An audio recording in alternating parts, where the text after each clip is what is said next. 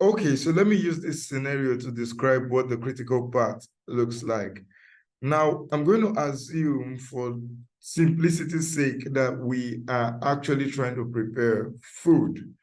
And the food is a Nigerian delicacy called rice and stew.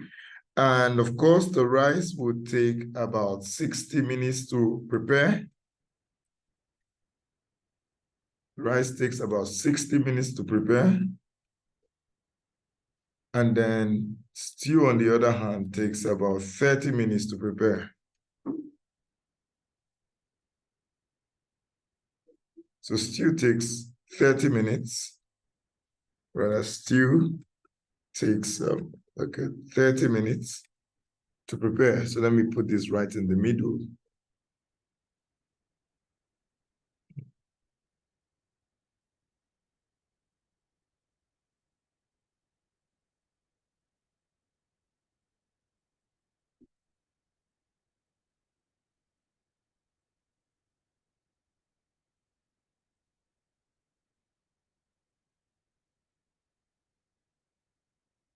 And stew takes about 30 minutes to prepare. Let's do this.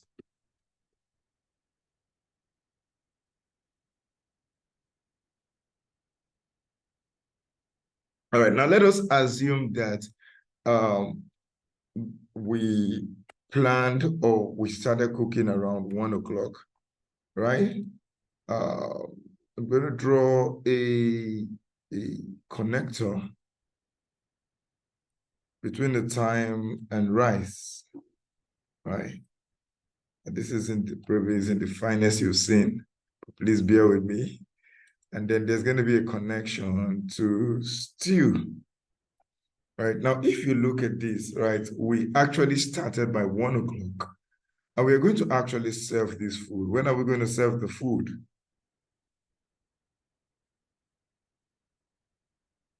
Now, so we started cooking by 1 o'clock, and rice is going to take 60 minutes, and stew will take 30 minutes. They're going to run concurrently.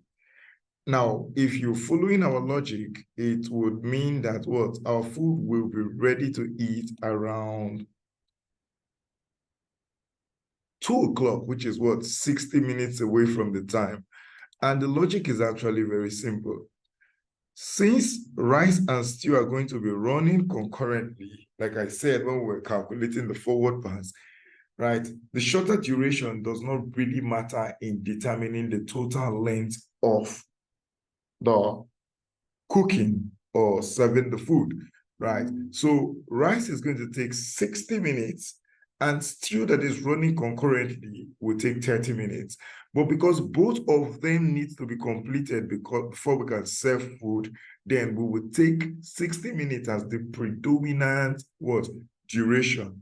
Why this is going to be the duration that is not critical. So let me explain this. Right? The critical part is actually the longest duration in a project.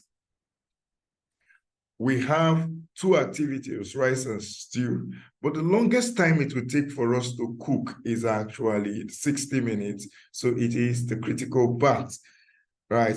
It is also the part where we do not have a float.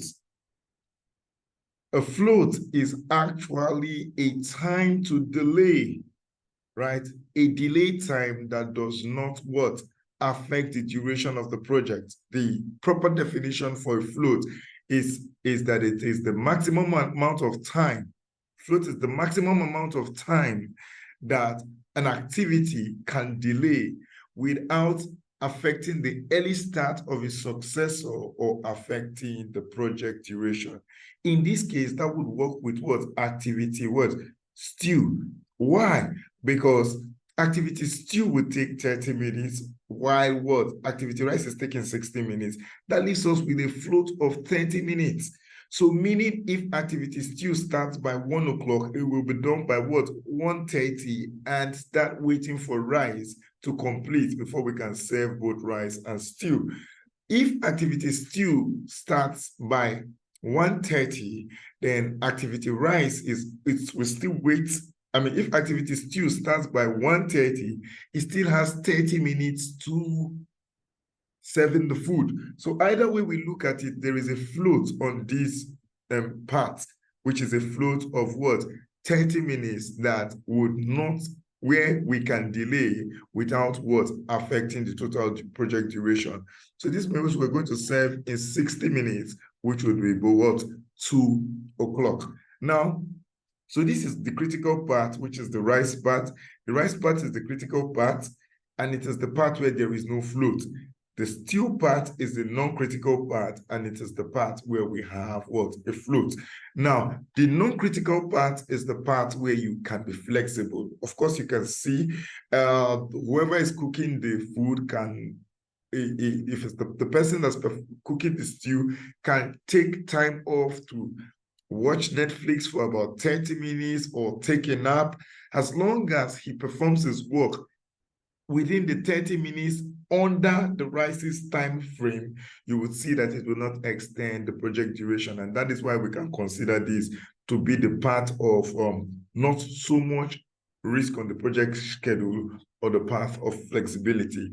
And what we want to do in managing the project is to determine where the critical part is, because that is the part where we want to manage with what? Intensity and focus and concern. Because if we make a mistake on the critical part, if we delay on the critical part, it's going to affect the length of, it's either going to disrupt the start of the next activity or it's going to extend the total project duration. So let us go back to our network diagram and attempt to calculate the critical parts. Now, the formula for the critical path is this. Early start. So look at this. I'm going to take this out so that we can clearly see this. I'm going to remove the colors from this so that you can know what exactly I'm focusing on. I want to calculate the critical part. The critical part is actually late start minus early start. So I'm coloring this again, right? It's my way of letting you know where I am. Late start minus early start, or late finish again. Let me use another color for it, because even though it's the same principle, minus early finish. Right, so that's going to be our float. That's the calculation for our float, and our float is a prelude to knowing our critical part. So let's call this the float or slack. And the formula is what? Late start minus what? Early start, or late finish minus early finish.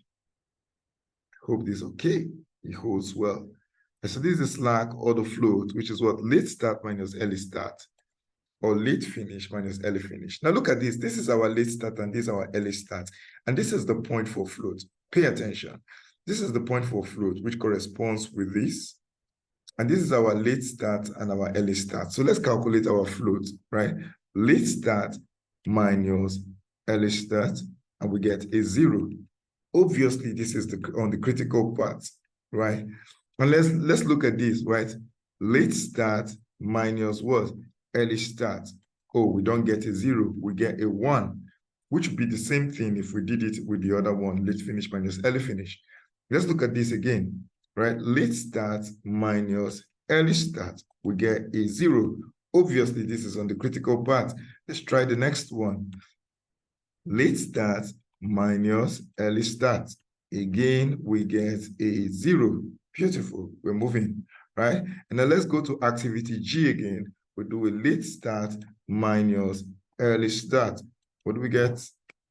We get an 8, right, as a float, right? And then we repeat the process. Late start minus early start, and we get a 0 again, right? And then we do this again. Late start minus early start, which is what? 12. And then we come here and we do what? Late start minus early start. Now, if you remember my definition, we've completed this. Now, if you remember my definition, we said that the critical path is the path with the longest duration, that represents the longest duration for the project, but it is also the path where we have the float or a slack of 0. Now, we are going to identify all the places where we had a slack of 0, and then we're going to mark them with something that looks like a red. So let's look at this. We had a float of 0 here. So we're going to mark this red. We'll mark it something that looks like a red, right? So this is on the critical part, right? Now let's look at this. This has a float of 1, so it's not on the critical part, right? Okay, this has a float of 0. Clearly, this is on the critical part. We're going to mark this with a red, right? Beautiful. Brick red, right? And then this has what? A float of 0.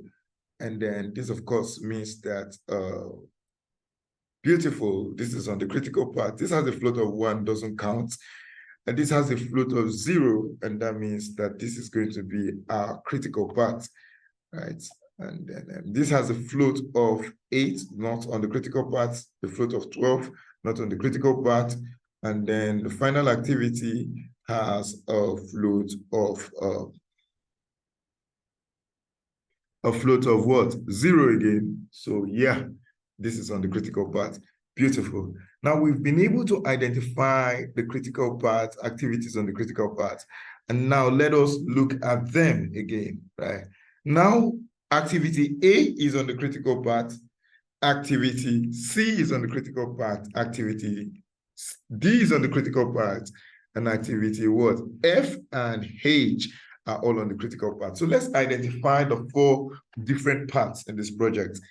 The first part is what? Activity A, activity B, activity E, and activity H. Let me make this smaller so that we can see it. The first part on this project is activity A, B, E, and H, right? Activity A, B, E, and H. Okay, so let's write that down. Activity A, B, E, and H, right? That's non-critical, of course. Now let's look at the other activity. Activity A, B, D, F, and H. Activity A, B, D, F, and H. So activity what? A, B, D, F, and H. However, because we have an activity B that is not on the critical part here, then we cannot call this a critical part, right? So the next activity we will do will be what we'll consider will be what? Activity A, C, D, F, and H. Activity A, C, D, F, and H. Now, all of these activities are on the critical part, activity A, C, D, F, and H. And then finally, we have what? Activity A, C, activity A, C,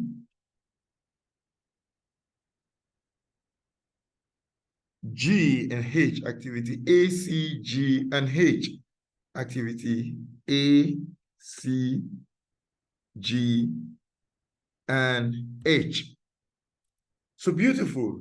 Now, the next thing we want to do is that we want to what? Identify the project variance. Now, if you remember, this whole project is going to take 30 days, right? So let's look back at our the information we have, right?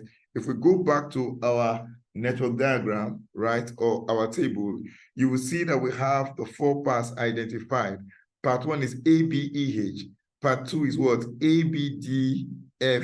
And then part 3 is what? ACDFH. And part 3 is what we identified to be our critical part, right? So this is our critical part. Now, that means that activity A is on the critical part. So we want to mark that out. Activity C is on the critical part. We want to mark that out.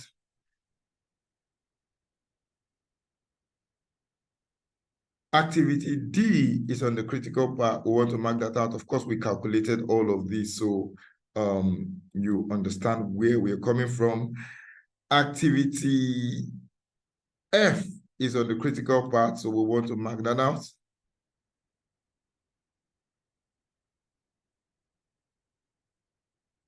And then ultimately, activity H is on the critical part, so we want to mark that out. Now, I want you to pay attention. If you remember, our project variance was actually 30 days, right? So our project variance was, our project duration was 30 days. What we calculated to be the duration or the expected time to complete the project was 30 days. And the critical part is the longest part that represents what? The total length of the project. So let us look at that and then let's see.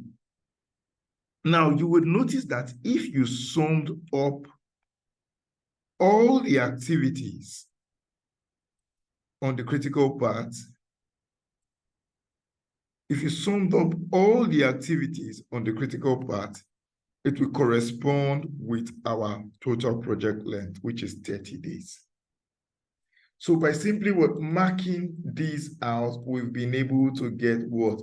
The critical part of our project, the total critical part of our project. We've been able to sum it up to see, and it will correspond with the length of the project that we establish here, which is going to be 30 days. Very beautiful. So obviously, the next thing we want to do would be to calculate our project variance, right? Now, if you remember when I almost mistakenly said project variance, and then I said, no, this is the variance of each activity, not the project variance, because the project variance would actually be calculating what? The variance of the activities on the critical part, because these are the factors that would what? Affect what? The length of the schedule.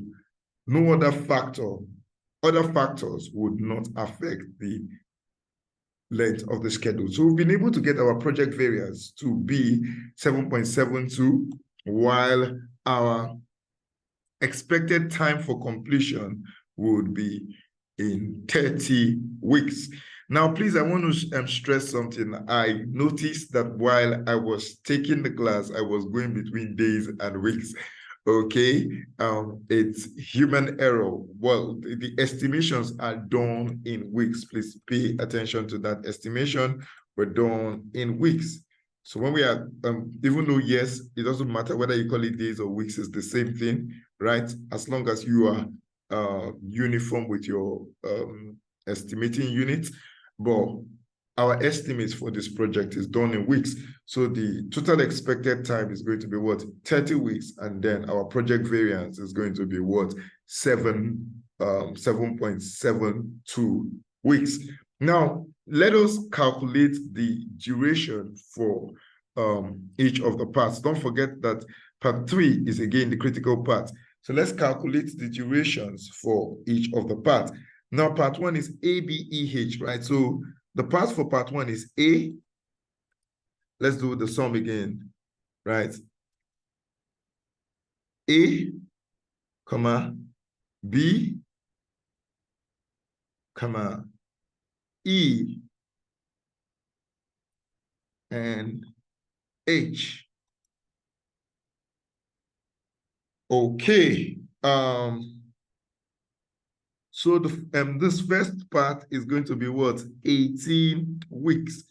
So part A, B, E, H would complete itself in 18 weeks. Now let's consider the other parts, which is going to be what? A, B, D, F, H. So let's sum for the length of what? A, comma, B, comma, D, comma, F,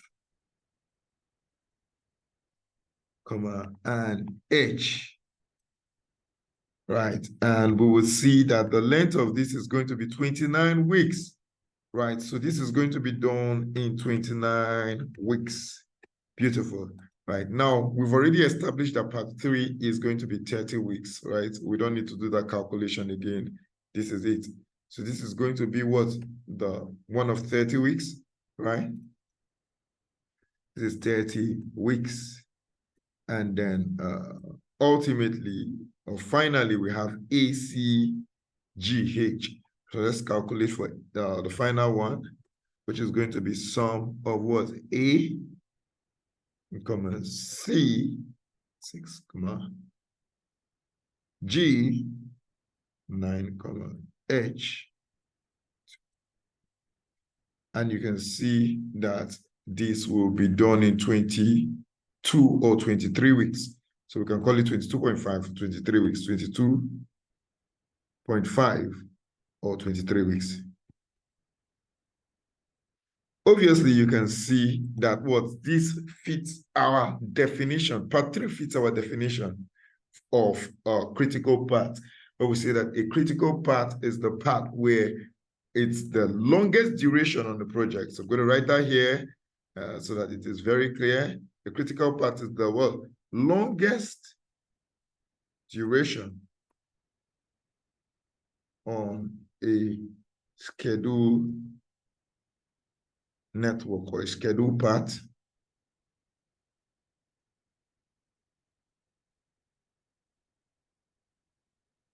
It's the longest duration on the schedule path. You can see the longest duration is what? 30, higher than the 29, higher than 18, and higher than what? A 23 or 22.5. And then it is also where we have no float. If you go back to our network diagram, you can see that all of these red points have a float of 0.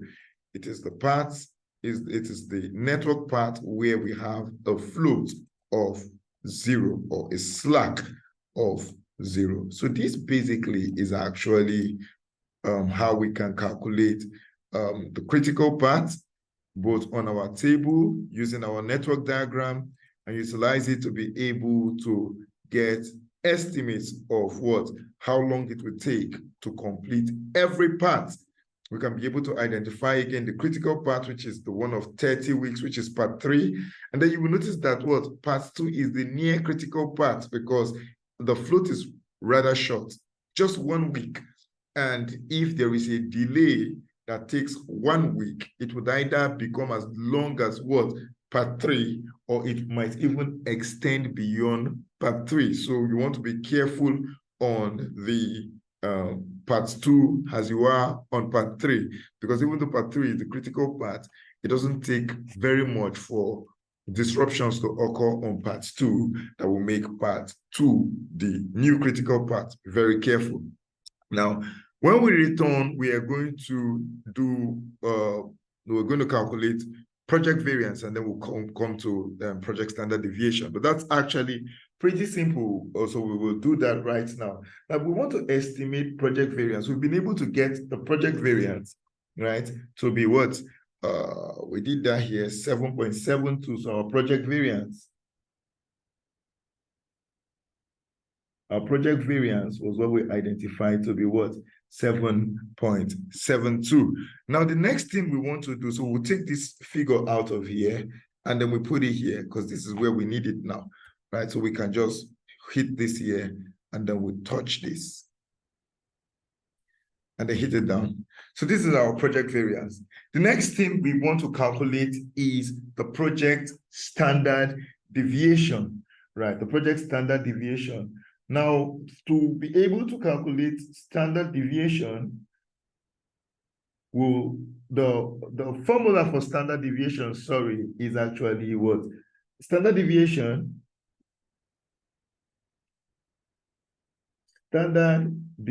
permit me to use STD to stand for that. Standard deviation is actually going to be the square root of what? Your project variance.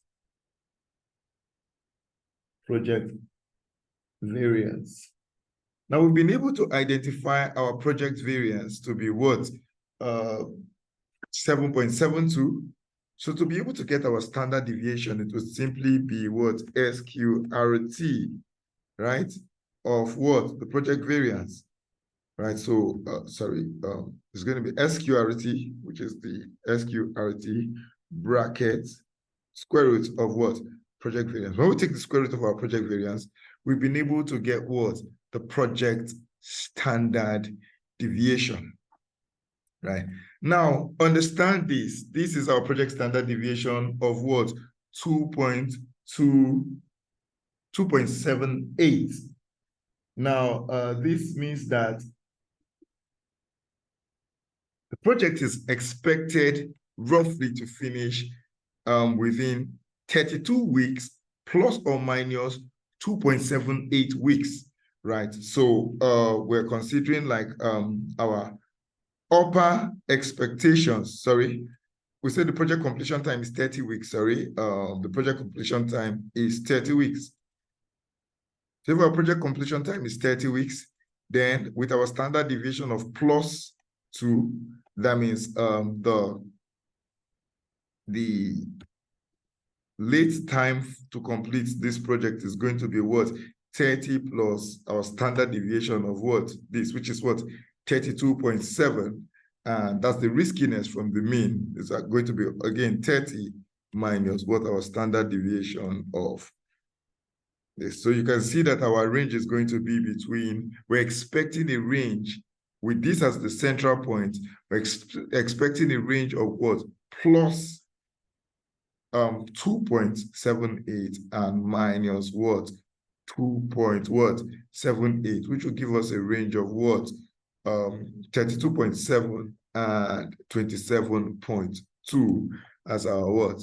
Our range of what? Estimates. Now, it is also possible that our project director or a key stakeholder has asked us to deliver this project in the 32nd week, right? We're expected to deliver this project in the 32nd week. I want to take this off so that you can watch me calculate it. We're expected to deliver this project in the 32nd week, and the project director has come to ask us if we can be able to complete this project, get it done, closed and completed in the 32nd week. Now, can we get this project completed in week 32? What we need to know to be able to determine that will be to calculate our z-scores, which is going to be a number we would use to check probabilities of completing a project at the expected time. So we have a requested delivery time of 32 weeks, even though our mean, which is where we are likely to complete, where we are 50% likely to complete the project, is 30 weeks. And then he's telling us, or our project director, he or she is telling us to complete in 32 weeks. So we'll go for our z-scores. Now, the formula for z-scores, to calculate z-scores, is to be able to get our to get our z-score, we'll say what? Expected delivery date. What's our expected delivery date? 30 minus what? The requested delivery date. So our time to deliver was 30 weeks, like we calculated. But a stakeholder is telling us to what? Deliver on the 32nd. So what? Take the time we calculated as our what? Expected time to finish the project, and we subtract the requested delivery date, and then we divide that by our standard deviation. Right? Okay. So let's write that down. Right? We would say that what? To calculate this, to get our z-scores, we mark that, to get our z-scores,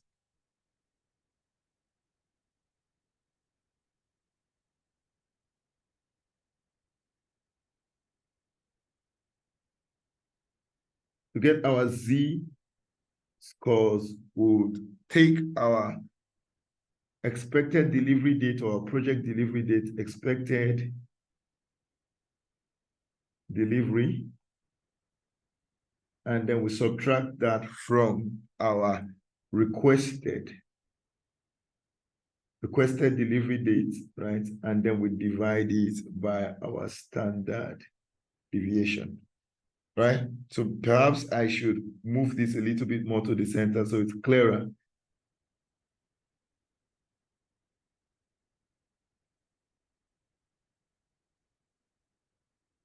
So we get our z-score. We get our z-score by taking our expected delivery date, which we calculated, and then we subtract the stakeholders' requested delivery date, and then we divide it by our standard deviation figure. In which case our expected delivery date was 30 weeks. We calculated it. And then our stakeholders are asking, can we complete this in 32 weeks? So we put in 32 weeks, and then we divide all of these by standard deviation figure, which is what? 2.7, 2.78. And what would that give us? What our z-score is what? 0.1 or 0.72. Now we're going to check our z-tables to be able to understand what that means for our project. Now that we have our z-score as 0.72, the next thing we want to do is to be able to look at our standard normal table to be able to determine what that would mean for our project. Now let's go over to the standard normal table.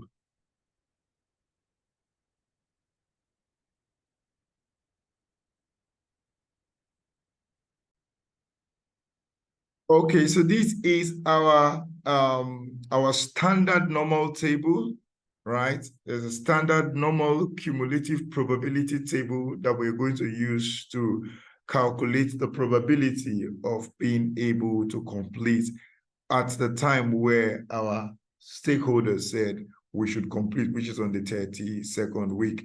Now, if you looked at this,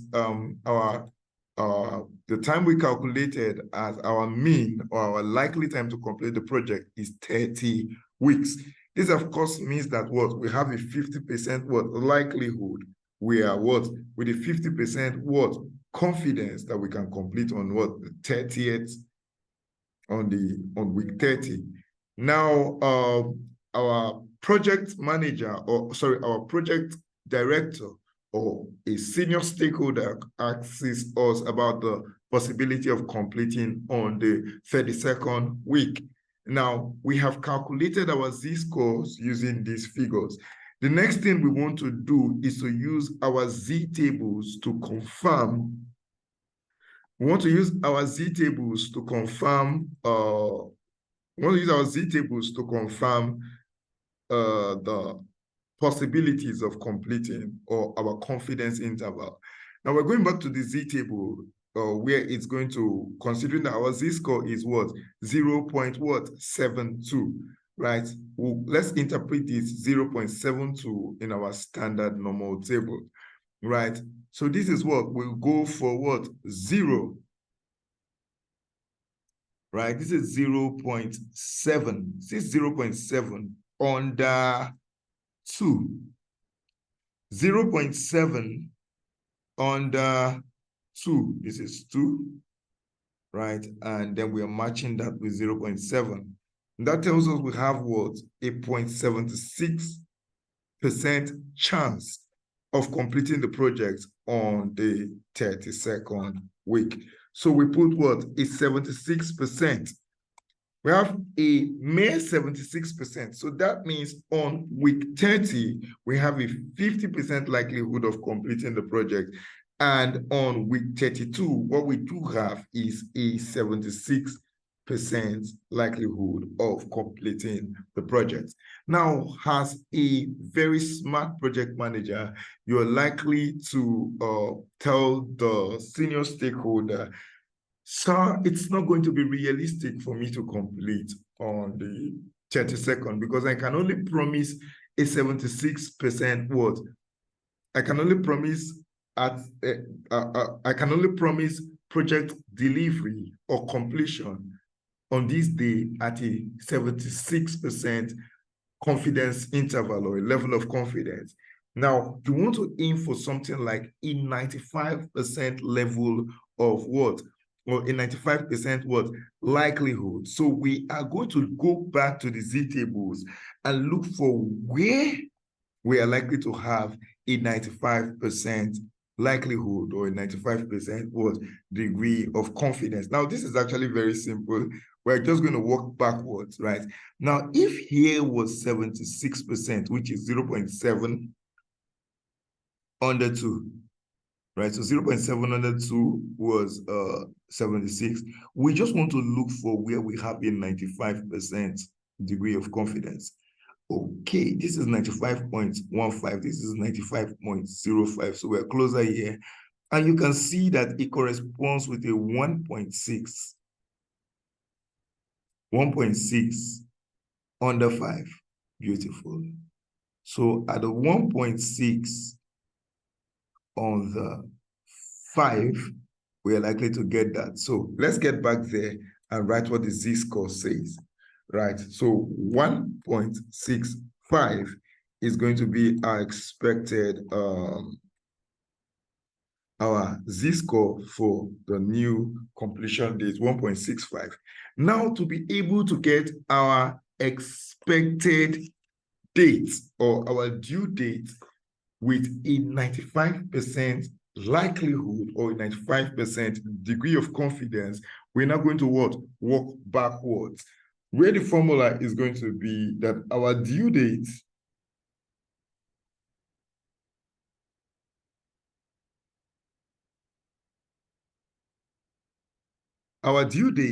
will be equal to our expected date of completion, right? We already have our expected date of completion, which is what, 30 weeks, right?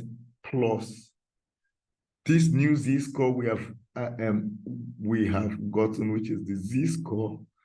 And then we're going to multiply that by our standard deviation of the project, which is what? 2.78. I would use that to be able to get the amount of time. So let's look at that. Our expected date is 30 plus our z-score is what? 1.65, right? And then we'll multiply that by what? 2.78. Beautiful. And then we'll get the week we can promise with a 95% degree of confidence. So let's do that in the spreadsheet and let's see what we will get back to our stakeholder or our sponsor or our project director, which has an expected date. So we're going to say what? 30, that's, you might put it in brackets to be safe, 30, right, plus our z-score of what?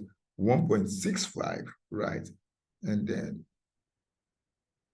I like putting things in bracket. It just makes you surer of not missing. Multiplied by what? Our project standard deviation of what? 2.78. When we multiply this and we close this up, right? You can see our expected date of completion, which is what? 30 weeks. Or let me even hard code everything. Our expected date of completion, which is 30 weeks, follow me. Expected project delivery time, which we calculated to be 30 weeks as our first calculation. And then we add our z-score in this case, which is going to be 1.65. And then we'll multiply that by our standard deviation, project standard deviation, which is this, which is 2.78. And then we'll close our brackets and let's see.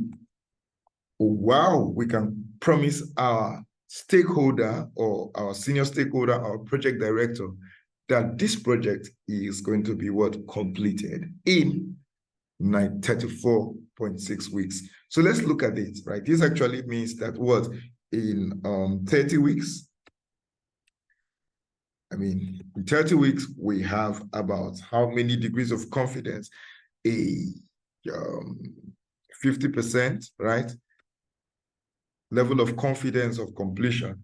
In about 32 weeks, we have about a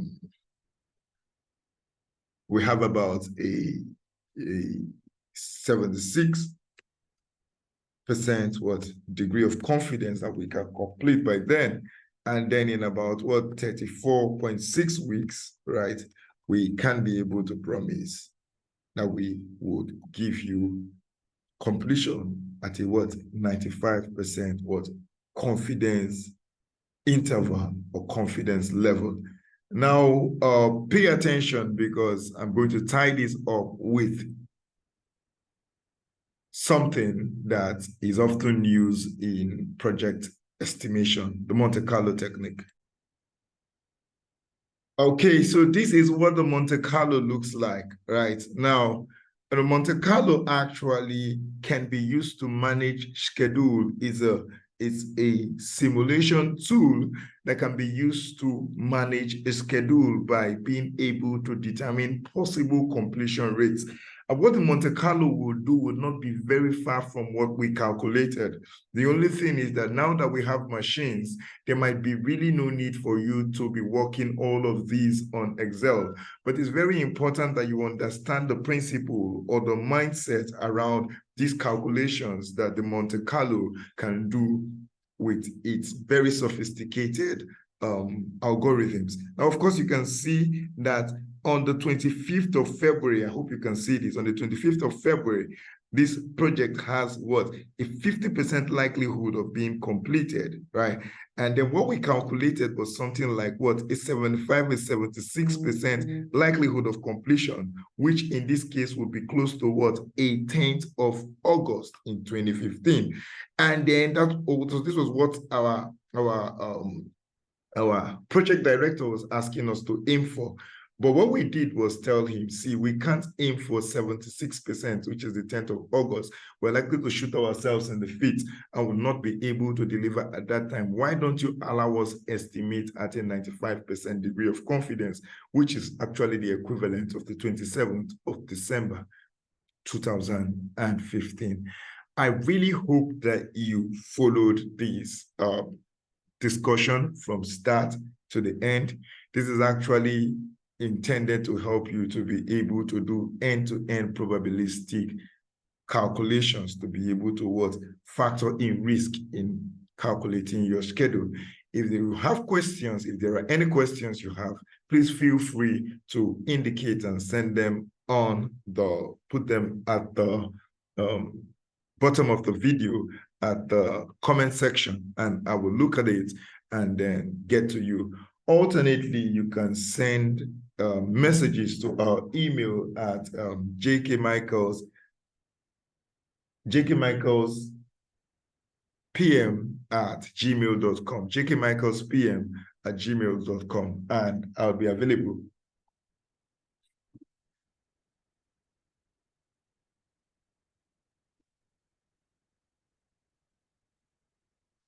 Okay, you can send also. Let me think.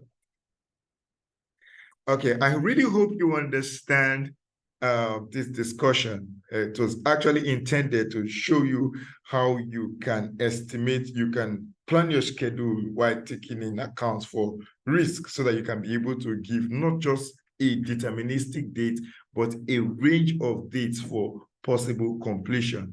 Please, if you do not understand or you want to understand better, please feel free to, or please, if there are things you don't understand, please feel free to put your questions down in the comment section.